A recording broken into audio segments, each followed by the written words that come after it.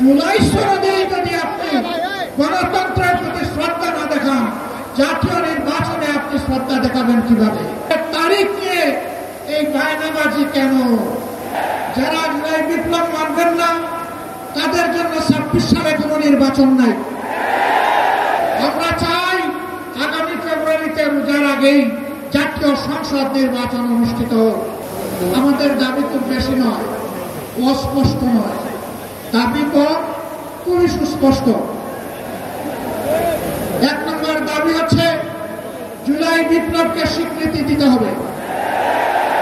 যারা জুলাই বিপ্লব মানবেন না তাদের জন্য 26 সালে কোনো নির্বাচন নাই।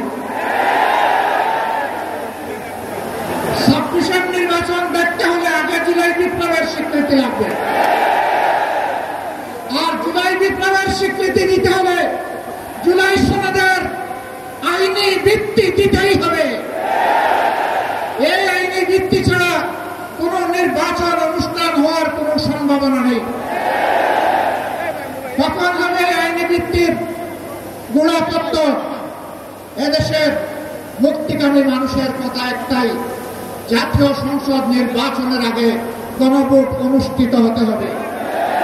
গণভোটের ব্যাপারে সকল দল একমত। তাহলে তারিখ নিয়ে এই বায়নাবাজি কেন? একমত হয়ে যখন স্বাক্ষর করেছি সবাই, তখন গণভোট আগে হওয়াই হচ্ছে যুক্তিযুক্ত।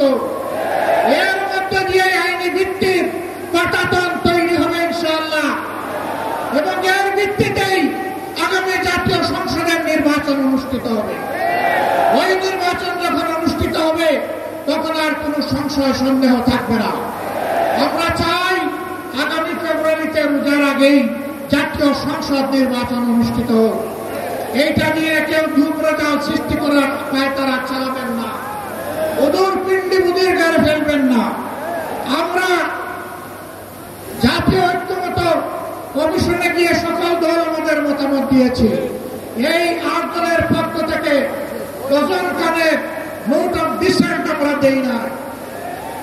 আমরা প্রস্তাবনা যৌক্তিক মনে করে সেখানে আলাপ আলোচনায় আমরা ইতিবাচক মত দিয়েছি।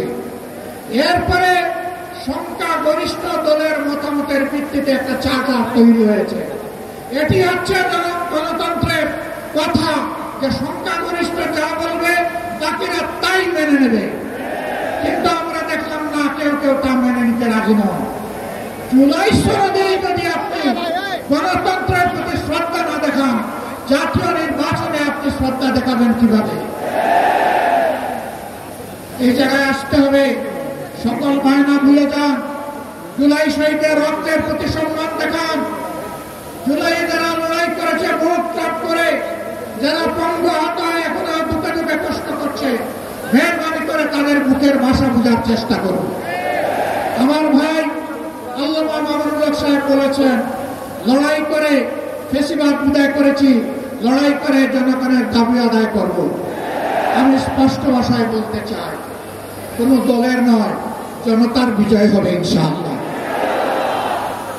জনতা কি চায় কান পেতে শোনার চেষ্টা করুন। যদি এই ভাষা বুঝতে ব্যস্ত হন, তাহলে নিজের পরিণতির জন্য যে বুঝতে ব্যর্থ হবেন তাকে তৈরি থাকতে হবে।